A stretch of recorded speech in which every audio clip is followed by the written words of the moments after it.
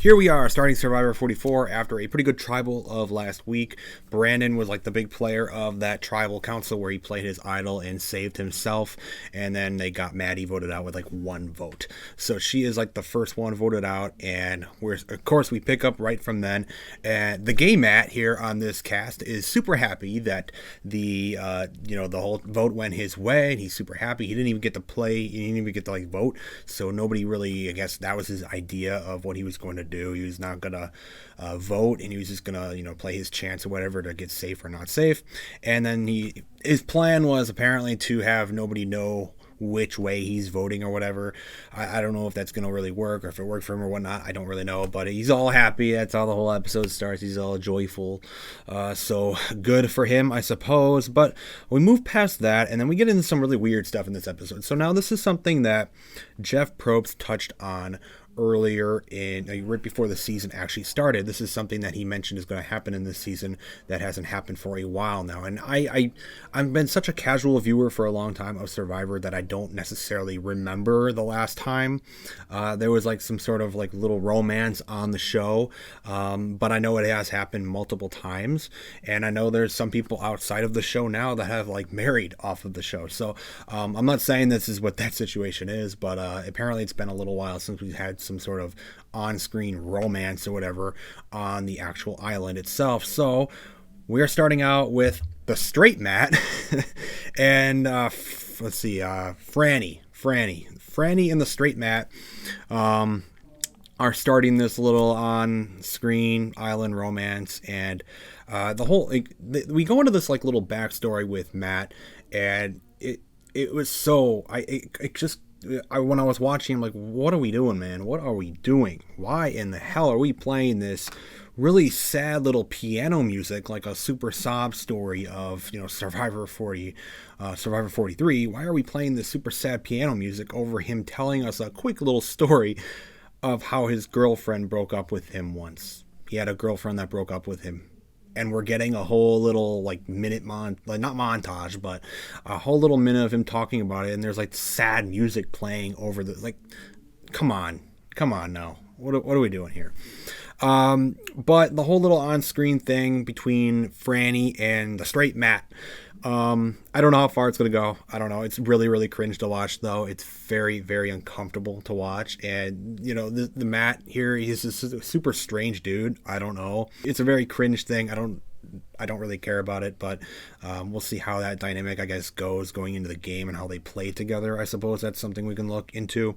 But yeah, man, it was pretty cringe. It was pretty cringe. So before we even get to the whole immunity challenge, there's no reward this week. It's just the immunity challenge. Before we even get to that, we get to see the other two tribes end up finding their keys to basically go and get the immunity idols out of the bird cage, which we saw last week with Brandon. He has already played his idol, but now there's still two more cages on both tribes, the two last tribes that didn't get it. And here, so Danny ends up finding the key on Soka, which is the green tribe, and he finds his key, and he basically goes in, gets it out with nobody seeing, and he puts the bag back inside so nobody knows it's missing. That one ended up playing out really, really well. The second person on the Tika tribe was Carolyn. Carolyn was able to find the key.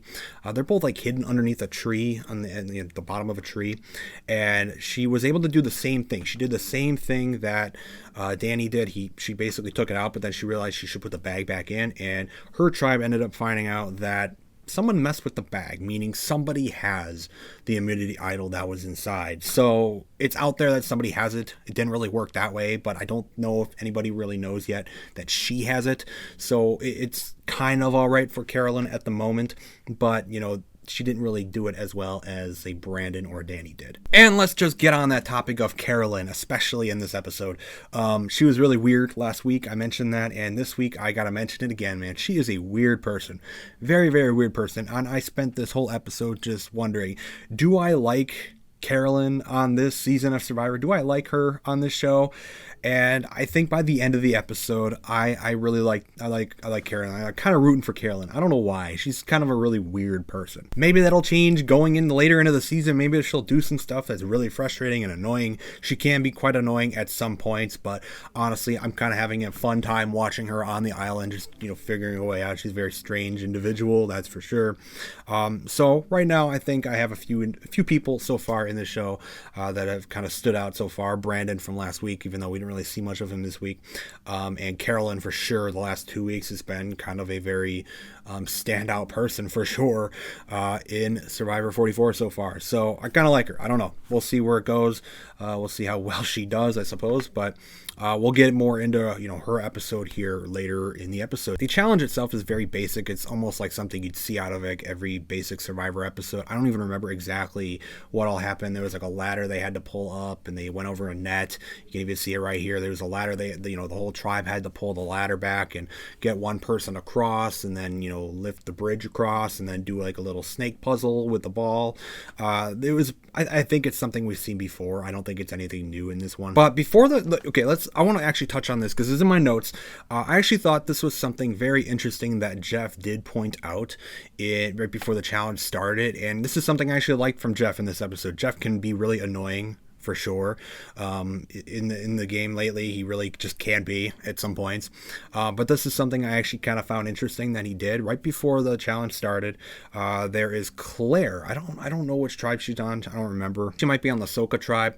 But Claire on Survivor 44 here, he points out that she is sitting out again. So she was sitting out in the first immunity challenge from the first episode, and then in the second one he makes the point that like she's sitting out again. She's going to be sitting out in this next challenge again, and that's kind of like a question like, why are you sitting out again? It's not really that big of a deal, I suppose. But he asks her, is this a tribe decision? Did you all come to this decision, and that might be fine, or is this a you decision? And she's like, both. I don't really know what that means necessarily, but I don't know if that's going to play anything going forward for her in particular on this game. But I actually did find that very interesting from Jeff. I actually like that he kind of pointed that out, because she's sitting out two weeks in a row for no reason in particular. It's like, what are you doing there? But with the actual challenge itself, Ratu and Soka are the ones that end up winning. So Tika is going to be the one that is going to Tribal Council. So we're going to lose our second person, at least voting, and they have already lost someone on their tribe as well. So going into this, Tribal Council, we are going to be voting out the second person, third person in the game.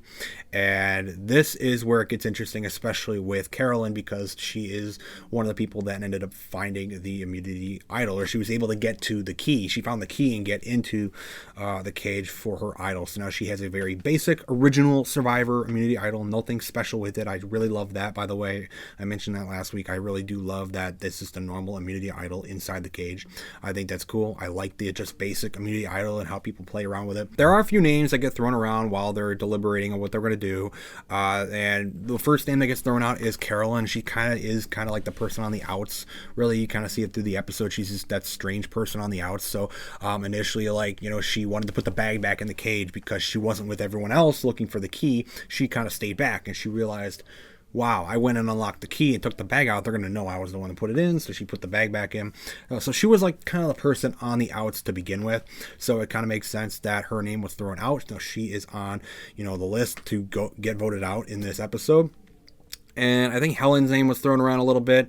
I don't remember too many other names, but it kind of came down to between Carolyn or Helen, who is going to be the one voted out. At Tribal Council, I actually went in thinking, okay, I think Carolyn is really in some danger here. I don't know why. I just kind of got that vibe right at the end. And kind of got that vibe with Brandon as well last week, where I really think you should be playing your idol. You have an immunity idol, and you got the suspicion that you're kind of on the outs, and you may as well just play it, but you may take that risk and, have the opportunity to have your idol next week or going into the next tribal that you are actually at. So she has to make this decision, like, am I going to keep my idol and, risk it? This is the big main Survivor thing with idols and advantages. Are you going to play it or are you not?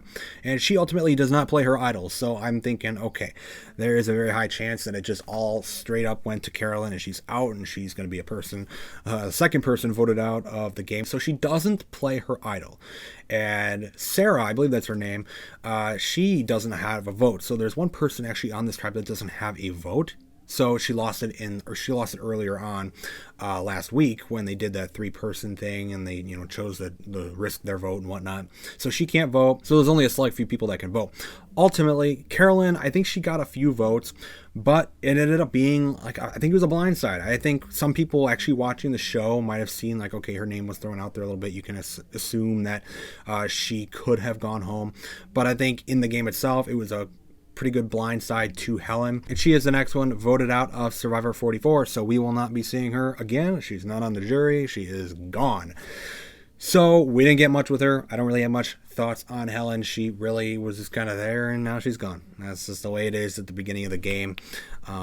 Obviously, we're starting to get to know the people on the game itself, and as it moves on, we're going to learn these people and get to know these people a little bit more, and we'll develop our favorite players. But as the time is right now, sorry, Helen, I didn't know ya. It is the way it is. But she is the next one voted out of Survivor 44, and I thought it was another good one. I'm always on the outlook for any weird, decisions Survivor's doing, or woke decisions that Survivor's doing, especially. And they've been doing really good on that, especially with 43 and now 44 so far. Even 42 was good up until a point.